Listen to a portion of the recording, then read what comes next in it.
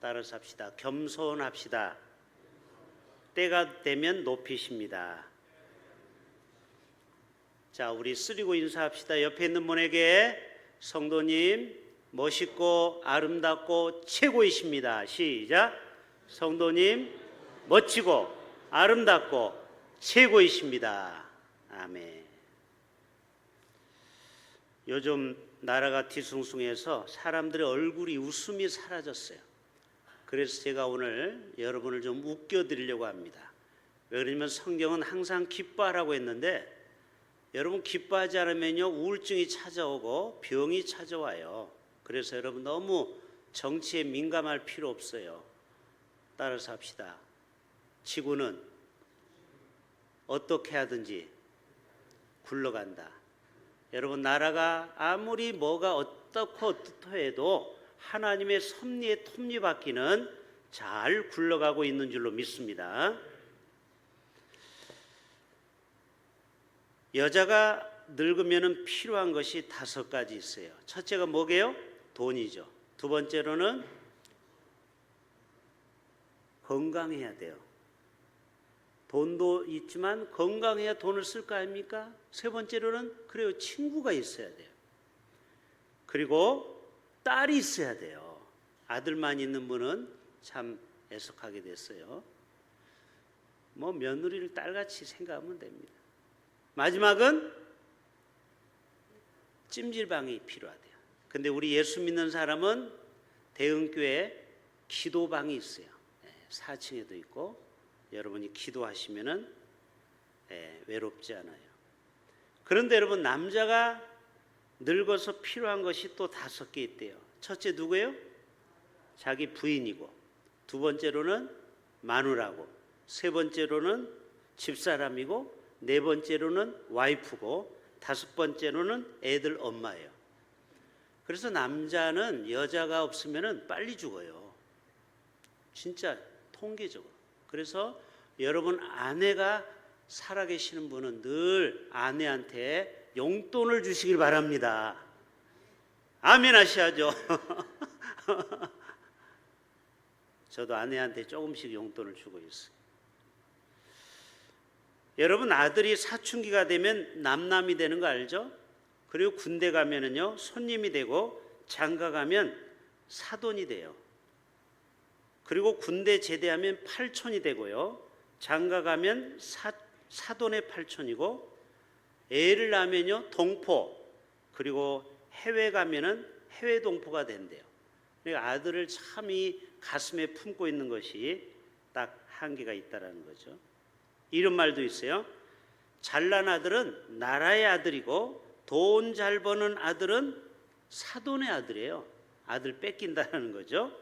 그리고 빚을 진 아들은 내 아들이에요. 우리 아들은 늘 카드 깎합니라고 지금도 허덕이고 있어요. 자녀들을 출가시키면요 장가간 아들은 큰 도둑이라고, 시집간 딸은 뭐예요? 이쁜 도둑이라고. 여기까지는 알고 있죠. 그럼 며느리는 뭐예요? 좀도둑이에요. 조금씩 뭘 빼가요. 손자들은요 떼강도입니다. 닥치는 대로 집안에 있는 걸, 좋은 거 있으면 다 뺏어가요. 그래도 다 사랑으로 우리 자녀들을 품는 거죠. 자, 오늘 이 베드로전서 5장 6절을 통하여 겸손하라 높이시리라. 여러분 지금도 해외 나가면 28,000명의 선교사들이 정말 겸손한 마음으로 그 나라를 섬겨요. 혹시 여러분 마다가스카르라고 들어보신 분 손 들어보세요. 예, 마다가스카르 이 나라는 섬나라고 동아프리카에 있어요. 예, 이 동쪽의 아프리카, 그리고 이쪽은 아메리카, 미국 있잖아요. 지구에 보면은 여기 동쪽의 섬나라인데 인구는 우리나라의 절반 2,500만이고 GNP는 형편없어요. 1,800달러. 그게 우리나라 옛날 70년대 수준밖에 안 돼요. 세계에서 가난한 나라 182번째로 가난한 나라예요. 기독교는 85%고 이슬람은 3.1%, 토속 신앙이 5%예요. 그런데 저희 신대원 동기 김성준 목사님의 아버지가 여기에 늦은 나이에 선교사로 가셨어요. 그 아버지가 88세로, 그런데 그 사위가 68세인데 매형이 되겠죠. 이분도 20살 차이가 나는데 장인과 이 사위가 그 나라의 농업을 가르쳐서 얼마나 많은 선교사들을 섬겼는지 몰라요. 그런데 그만 지난주에 강도떼에 의해서 총에 맞아서 순교를 당했어요. 자, 이거에 대한 뉴스를 잠시 우리 봅시다. 이 가정을 위해서 좀 기도하기를 원해요. 자, 뉴스 들어보세요. 카타르에서 한국인 소리 좀 선교사 키우세요. 2명이 강도의 습격으로 사망하는 사건이 발생했습니다. 숨진 두 선교사는 장인과 사위 관계로 은퇴 후 마다가스카르 주민들의 자립을 위해 농촌 마을에 들어가 사역을 이어왔습니다. 오요셉 기자입니다. 지난 21일 밤 마다가스카르 무라망가 지역에서 김창렬 선교사와 이리문 선교사가 강도 피습으로 사망했습니다. 엽총과 흉기를 든 7명의 강도들이 습격했고 두 사람은 저항하는 과정에서 중상을 입어 병원으로 이송됐지만 끝내 숨을 거두고 말았습니다. 강도들이 한화 90만 원 상당의 현금을 빼앗아 도망간 것으로 보아 금품을 노린 범행으로 추정되며 현지 경찰이 수사 중에 있습니다. 두 선교사는 국민 대다수가 농업에 종사하는 마다가스카르에서 농촌 선교에 헌신해 왔습니다. 김창렬 목사는 전남 영송교회 원로 목사로 예장통합 순서노회장을 역임했으며 은퇴 후 여생을 마다가스카르 선교에 헌신하기 위해 3년여 전 정착했습니다. 농업과 농기계 기술에 능숙했던 사위 이리문 목사는 1년 전 합류했습니다. 두 선교사는 전 국토가 불모지나 다름없는 땅에서 농업 개발을 통해 주민들의 소득을 증진하고 실질적 자립과 영적 회복을 돕는다는 비전으로 떡과 복음의 사역을 펼쳐왔습니다. 김창렬 선교사님은 그 연세가 이제 90이 다 돼 가시는데도 불구하고 아직도 소년처럼 꿈을 꾸시는 분이세요. 남은 여생을 마다가스카르에 사람들이 하나님께로 돌아오는 회복을 꿈꾸시면서 그 비전을 품고 계신 목사님이셔서 되게 존경스러웠고요. 이리문 선교사님도 정말 담대하고 겸손하게 주민들을 너무 사랑하시고 이분들을 위해서 자기가 무엇을 할까 이렇게 날마다 고민하시면서 꿈을 많이 꾸셨거든요. 동료 사역자들과 선교사들은 두 선교사가 최근 기존 사역을 마무리하고 새로운 부지를 매입해 본격적인 농장 사역을 준비하고 있었다며 황망한 마음을 감추지 못했습니다. 그쪽 농촌 사람들에게 경운기도 가르치고 중고 경운기도 제공하고 그러시려고 컨테이너 2박스에 경운기를 실어가지고 배에 태워갖고 보냈는데 받아보지도 못하시고. 동료 선교사들은 이리문 선교사의 아내 김효순 선교사를 비롯한 유가족들에게 하나님의 위로가 임하고 두 선교사가 꿈꾸던 비전이 이어져 갈 수 있도록 함께 기도해달라고 당부했습니다. 자, 여기까지만 봅시다. 영적으로 양육이 조금 더 길어요. 자, 여러분 지금도 이 선교사님은 자신의 영화를 위해서가 아니고 정말 가난하고 약한 자를 겸손한 마음으로 섬기시다가 성도들이 준 헌금 90만 원밖에 안 돼요. 그래도 그거를 아까우니까 강도들하고 그거를 안 뺏기려고 이렇게 밀치고 덮치다가 그만 총에 맞아서 돌아가시고 말았어요. 여러분, 이분들의 죽음이 헛될까요? 아니면 이분들의 순교의 피가 그 땅을 회복시킬까요? 후자겠죠. 저는 우리 친구 아버지이기 때문에 더 관심 있게 보고 또 제가 기도하면서 참 이분은 천국에 가서 예수님 앞에 큰 상급을 받겠구나. 한편으로는 참 부러워요. 여러분, 우리가 죽으면은 어차피 사람은 병으로 죽건 또 여러 가지 사고로 죽건 어차피 죽어요. 한 번 죽는 거를 선교지에서 순교를 당했다. 야, 이거 진짜 멋진 일입니다. 그렇다고 여러분 일부러 죽을 필요는 없어요. 그러나 이 영혼들은 하나님 앞에 어마어마한 성대한 환영식이 천국에서 벌어지고 있는 줄로 믿습니다. 저도 은퇴 후에 이러한 꿈을 가졌어요. 선교지에 가서 직접 자비량 선교하는 것을 저도 꿈을 꾸고 있어요. 언젠가는 그런 날이 올 거라고 생각이 돼요. 여러분, 마지막 우리가 결단 찬양 부를 가사가 뭐냐면 당신의 그 섬김이 어디에서? 전국에서 해같이 빛나리. 우리는 이런 노래를 입으로만 불러요. 입술로만. 그런데 이 선교사에게는 현실이 된 거예요. 그렇죠? 그 아프리카에 가서 저들을 위해서 농업기술을 가르치고 그 땅을 정말 잘 살도록 축복해 줬는데 반대로 그 자국민에게 총으로 맞아 돌아가셨다라는 거죠. 너무너무 안타까운 일이에요. 그러나 분명한 일은 이 두 분이 그 땅에 흘리는 이 피가 결코 헛되지 않고 아마 그 안에 선교사님이 계속 마다가스카르를 지킬 거라고 저는 생각이 됩니다. 여러분 생각날 때마다 이 선교사님 유족들 위해서 기도해 주시길 바랍니다. 자, 우리 겸손에 대한 얘기를 하고 있어요. 선교사님은 정말 그런 데 가서 겸손히 예수님처럼 정말 십자가에서 피를 다 쏟은 것처럼 그렇게 겸손의 모습으로 살아갔다라는 거예요.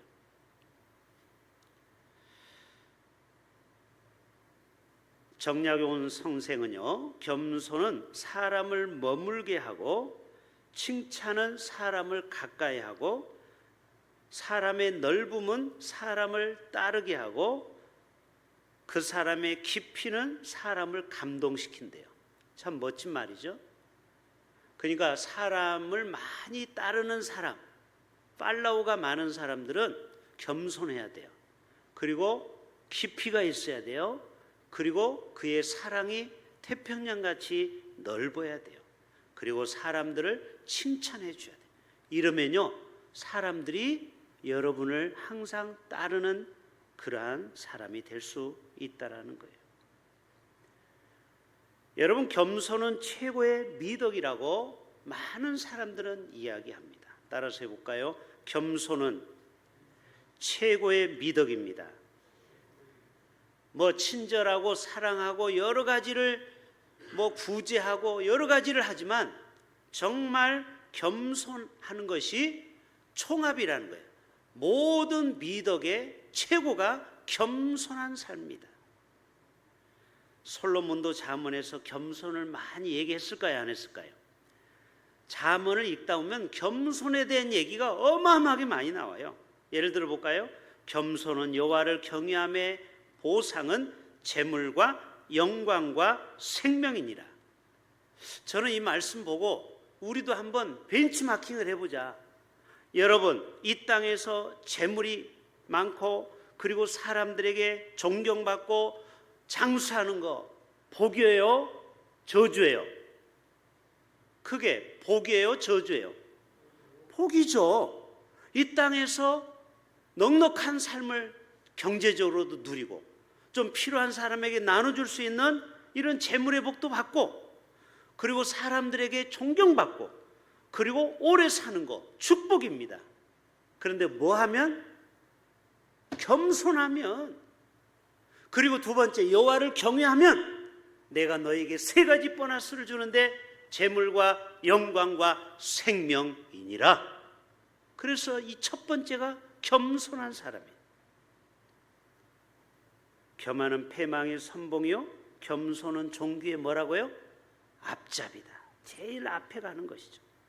그래서 겸손한 자는 먹고 배부를 것이며, 그래요, 겸손하면요 굶어 죽지 않아요. 거지도 겸손해야 사람들이 동냥을 많이 해줘요. 그렇죠? 뻣뻣하게 나 1,000원 이상 안 주면 안 가져가 이러면 누가 줍니까? 요즘 우리 교회 숙자씨가 잘 안 와요. 노숙자씨가. 전에는 1,000원씩 주다가 갑자기 저도 사람인지라 1,000원을 준비 못할 때가 있어서 500원짜리 줄 때가 있죠. 근데 어떤 숙자씨는 그것도 고맙다고 받아가요. 근데 어떤 사람은요, 내가 거진 줄 알아? 안 받아가. 기분 나쁘다고. 겸손한 자는 먹고 배부를 것이요 겸손한 자에게 여호와로 말미암아 기쁨이 더하겠고. 여러분, 겸손한 자는요 마음이 늘 기뻐요. 왜요? 가장 낮은 자에 있으니까 항상 물은 아래로 흐르는 것처럼 마음에 기쁨이 있다라는 거예요. 오늘 6절의 말씀이 뭐예요? 하나님의 손안에서 겸손하라. 때가 되면 너희를 높여주신다라는 거예요. 자, 예수님의 성품이 여러 가지가 있죠. 사랑과 자비와 인자와 공의와 정의. 그 중에 하나가 뭐예요? 겸손이에요. 겸손. 보세요. 마룻간에 예수님은 겸손한 모습으로 가장 낮은 자리에 태어나셨어요. 또 예루살렘에 입성할 때도 뭐 백마를 타고 황금말을 탄 것이, 마차를 탄 것이 아니고 나귀를 타고 입성했다라는 거예요. 그리고 제자들의 발을 씻겨주는 그 겸손의 모습을 보여주는 것입니다. 반대로 이 마귀는요 교만의 아이콘입니다. 여러분, 천사장 루시퍼의 교만으로 인해서 땅으로 3분의 1이 쫓겨온 것이 마귀예요. 이사야 14장 12절에 보면은 어찌 그리 하늘에서 떨어졌으며 너 아침의 아들 루시퍼야. 루시퍼는 하나님처럼 높아지려고 하는 교만 때문에 이 땅으로 쫓겨난 것입니다. 여러분, 각종 사이비 이단 교주를 보세요. 신천지 이만희 MBC에서 수없이 이 사람에 대해서 파헤쳤을 때 인터뷰를 했어요. 얼마나 당당하고 교만하던가요. 그렇게 많은 젊은이들을 세뇌시켜가지고 학교도 그만두고 직장도 그만두고 완전히 무기력한 인간. 신천지 교리가 얼마나 여러분 무서운지 몰라요. 예? 지난주에 신천지를 20주 다녔던 한 70대 아저씨가 와서 이야기를 하더라고요. 핸드폰을 가르쳐준다고. 온천천에 알죠? 핸드폰을 가르쳐요. 이 노인들이 핸드폰을 모르니까 그래서 어디로 오라고 얘기하더래요. 센터로 갔더니 얼마나 친절하게 핸드폰을 가르쳐주는지 자식들은 막 나무라는데 한 10주 지나더니요 이제 성경 공부를 1시간 한대요. 그리고 한 15주 되더니 그때부터 이만희를 이제 강조하는 거예요. 여러분, 우리 주위에 얼마나 신천지가 지금 판을 치고 있는지 몰라요. 이들은 겸손할 줄 모르고 결국 저들의 영혼을, 우리의 영혼을 노략질하는 일에 앞장서고 있는 것입니다. 그렇기 때문에 우리는 겸손의 모습으로 돌아가야 되는데요. 우리 5절 읽지는 않았지만 5절 다 같이 볼까요? 젊은 자들아 이와 같이 누구에게 순종하고 장로들에게. 이 장로는 항상 목사와 장로를 겸해서 얘기한다고 했어요. 영적 지도자에게 순종하고 다 서로 겸손으로 허리를 동이라. 하나님은 교만한 자를 대적하시되 겸손한 자에게는 뭐를 주시느니라? 뭐를 주신다? 자, 다윗과 사울을 보면은요, 다윗이 훨씬 사울보다 죄를 많이 졌는데도 왜 하나님은 다윗을 끝까지 지켜주셨을까? 그게 교만하고 겸손의 차이예요. 사울은 살인죄, 간음죄를 범하지 않았는데도 하나님 앞에 버림받았어요. 그게 바로 교만죄 때문에 그런 것입니다.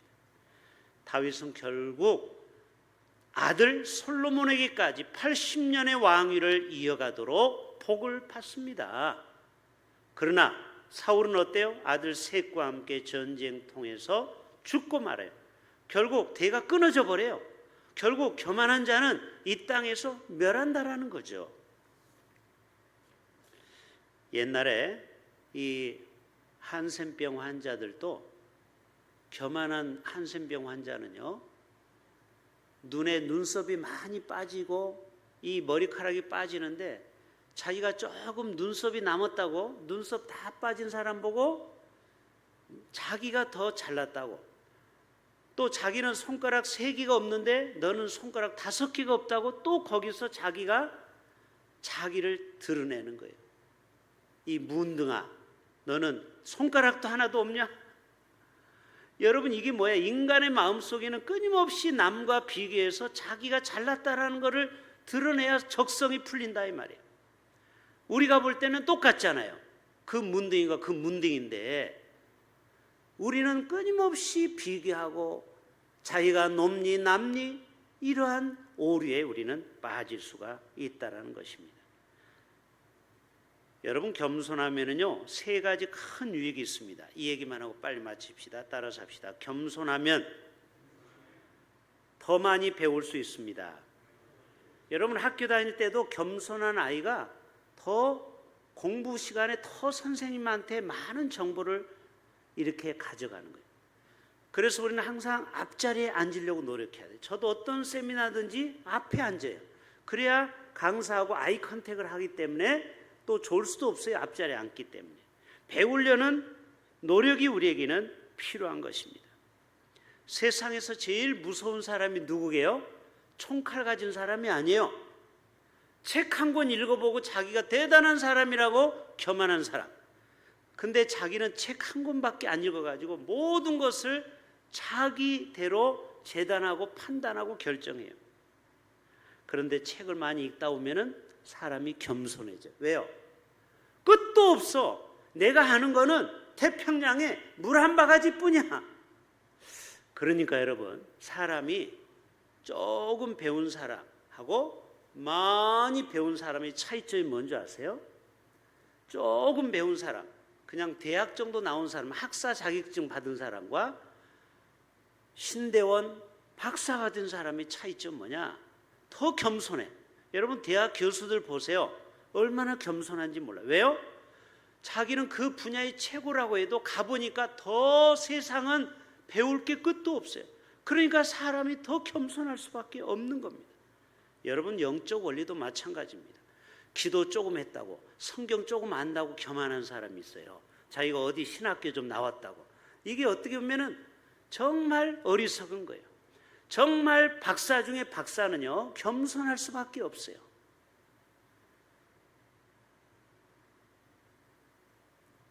사람은요 평생 배움의 삶을 살게 되는 것입니다. 여러분 어떤 사람은 음식을 잘 만들어서 사람들로부터 인정을 받아요. 뭐 백종원이나 이연복 셰프라든지 그런 사람들은요 끊임없이 또 배우려고 하는 줄 아십니까? 계속 더 놀라운 음식을 만들려고 끊임없이 배우는 거예요. 그런데 어디 중국집에서 조금 잘한다고 주방장이 되면요 막 음식점을 옮겨 다녀. 왜? 자기는 짜장면을 잘 만든다고 대단한 것처럼 착각하는 거예요. 그러나 여러분 한 분야의 전문가 되려면은 정말 겸손함으로 계속 배워야 돼요. 운동도 마찬가지죠. 음악도 마찬가지고 또 성경 박사도 마찬가지고. 그래서 여러분 매튜 헨리나 무디 신학기를 만든 무디 같은 사람도 정말 성경을 많이 알지만 항상 성경 앞에서는 어린아이처럼 겸손한 삶을 살았기 때문에 그 당시에 가장 석학 중에 석학으로 남는 것입니다. 두 번째입니다. 따라서 합시다. 겸손해야 기도할 수 있습니다. 첫째는 겸손해야 우리가 더 많은 것을 배울 수가 있어요. 두 번째로는 겸손해야 하나님 앞에 더 엎드릴 수 있는 거예요. 자, 왜 사람들이 기도하지 않을까요? 첫째, 게을러서. 두 번째, 교만해서. 몇 번? 1번이 아니에요. 우리는 추워서 새벽 예배 못 나오고 또 게을러서 새벽 예배 못 나올 것 같죠? No, 교만하기 때문에. 기도 안 하는 사람은요 다 교만한 거예요. 물론 특별히 사정이 있어서 못 나오는 분도 있겠죠. 왜요? 기도가 능력인 줄 알면 기도할 수밖에 없는 겁니다. 기도할 때 자녀가 변화될 수 있어요. 할렐루야. 안 믿으시네. 여러분의 자녀가 잘 되기를 바라는 분만 아멘. 우리 자녀가 다 잘 되기를 바라잖아요. 우리 손주들이. 그런데도 우리는 용감해. 기도 자리에 안 나와. 뭐 잘 알아서 크겠지. 사업이 잘 되기를 원하십니까? 또 건강이 빨리 회복되기를 원하십니까? 하나님 앞에 나와서 기도로 우리의 건강을 하나님 앞에 부탁해야죠. 근데 왜 우리는 기도를 안 하면서 내 건강만 빨리 회복되기를 원하십니까?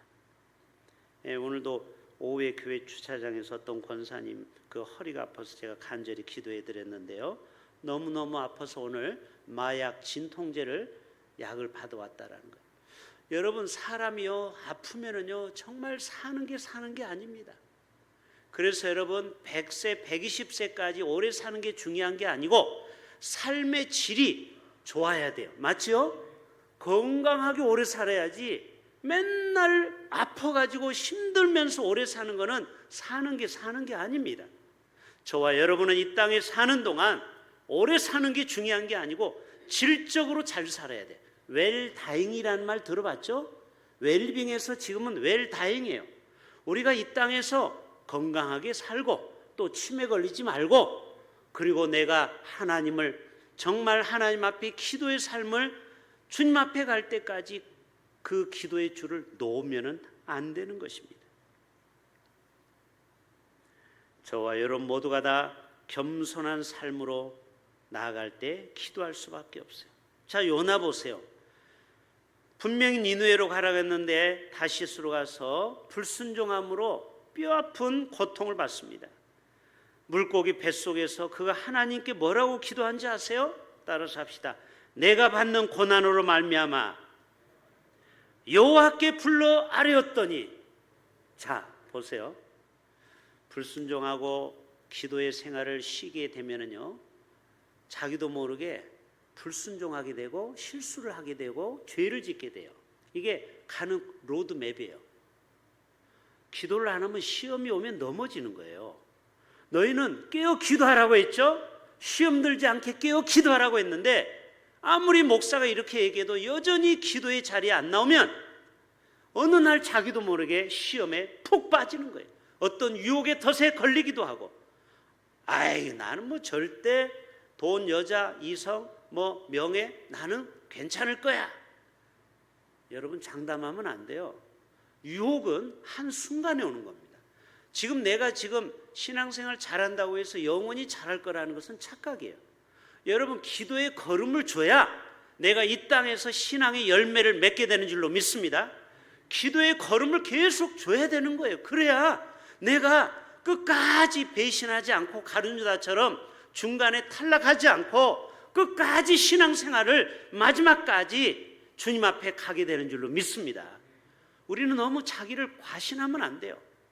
아이 나는 뭐 기도 안 해도 지금까지 별일 없었잖아. 지금까지 내가 잘 먹고 잘 살았잖아. 우리 자녀 잘 되잖아. 여러분 이거는 마귀의 소리입니다.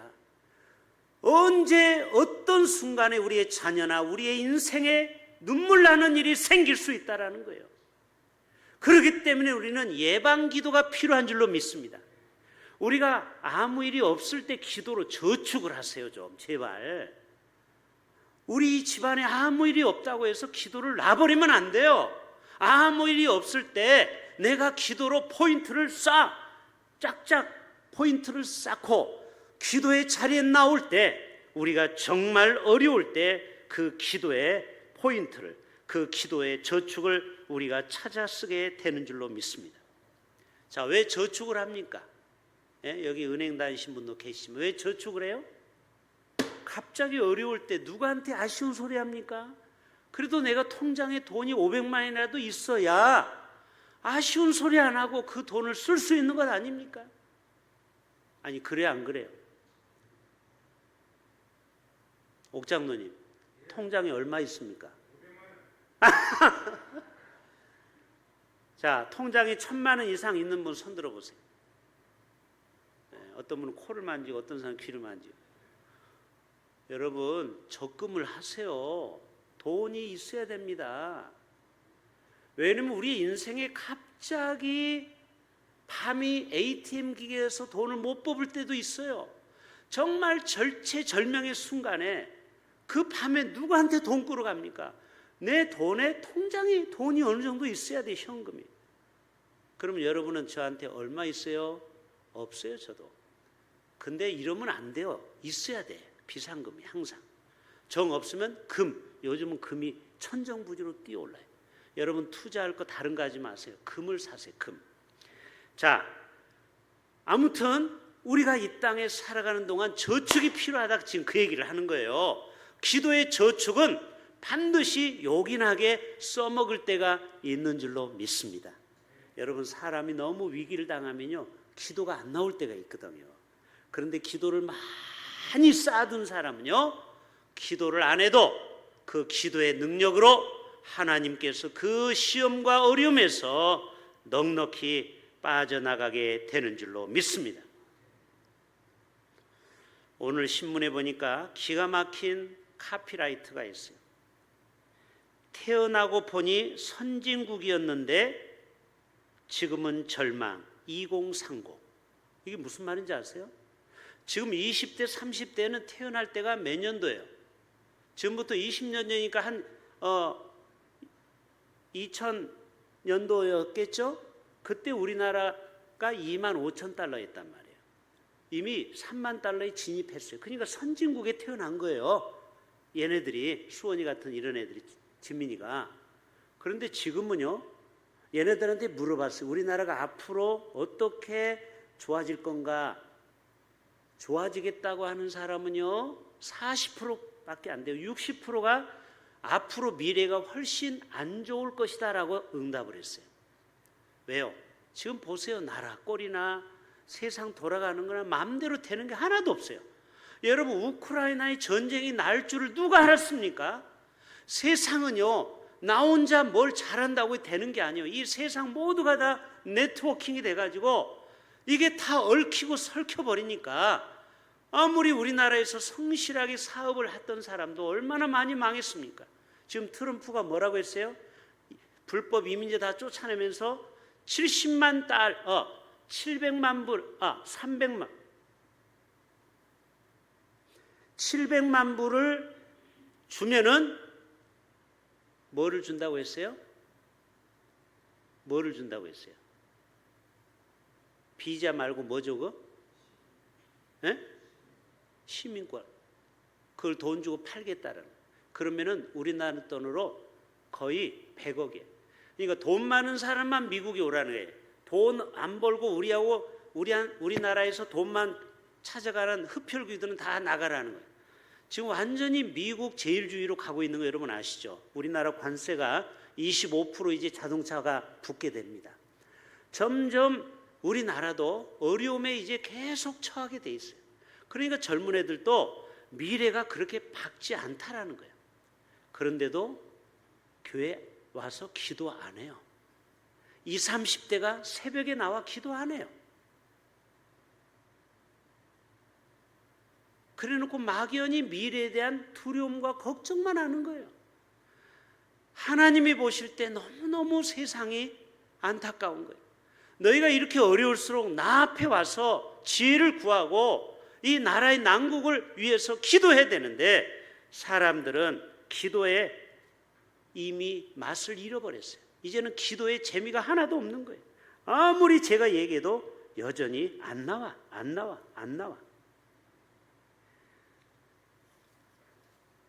그러나 여러분, 겸손한 사람은요, 지금도 새벽 예배에 나오셔요. 소수지만. 저는 그래서 그분들을 위해서 눈물로 기도합니다. 그 소수가 새벽을 지금 지키고 있는데 여러분들이 다 잘 돼야 돼. 왜? 그래야 안 나온 사람한테 봐라! 이렇게 새벽을 깨운 사람이 이렇게 잘 되고 있구나. 이거를 좀 보여줘야 돼요. 그래야 기도에 안 나온 사람들이 정신을 바짝 차리지 않겠는가. 저는 그런 마음으로 새벽에 나오는 분들을 늘 제가 열심히 축복하고 있어요. 여러분이 그 기도를 받기를 원하는 분만 새벽 예배에 나오시면 돼요. 마지막 따라서 합시다. 겸손하면 안식이 찾아옵니다. 내가 누군데, 내가 전노회장인데, 내가 총회장인데 나를 무시해? 그러면요, 어디를 가든지 마음이 편안하지가 않는 거예요. 내가 그래도 회장을 했었는데 이렇게 대우를 받으려고 하는 사람이 있어요. 여러분, 그러면요, 겸손하지 못한 거예요. 이제는 내려와야 돼요. 겸손히. 그럴 때 우리의 마음이 쉼을 얻는 것입니다. 마태복음 11장 28절에도 수고하고 무거운 짐자들아 다 내게로 오라 내가 너희를 쉬게 하리라. 나는 마음이 온유하고 겸손하니 나의 멍에를 메고 내게 배우라. 그러면 너희 마음이 쉼을 얻으리라. 여러분 아직까지 마음에 쉼이 없습니까? 여러분의 마음이 겸손하지 않아서 그래요. 사람이 정말 바닥까지 낮아지면요 마음에 더 낮아질 데가 없기 때문에 두려울 것도 없고 떨어질 것도 없어. 사람이 높아질 때 불안하거든요. 내가 언제 이거 잘 되다가 떨어질까? 그러나 가장 겸손한 삶을 살아갈 때 우리의 인생이 잠을 편히 자고 쉼을 얻게 되는 줄로 믿습니다. 기도합니다. 하나님 아버지, 우리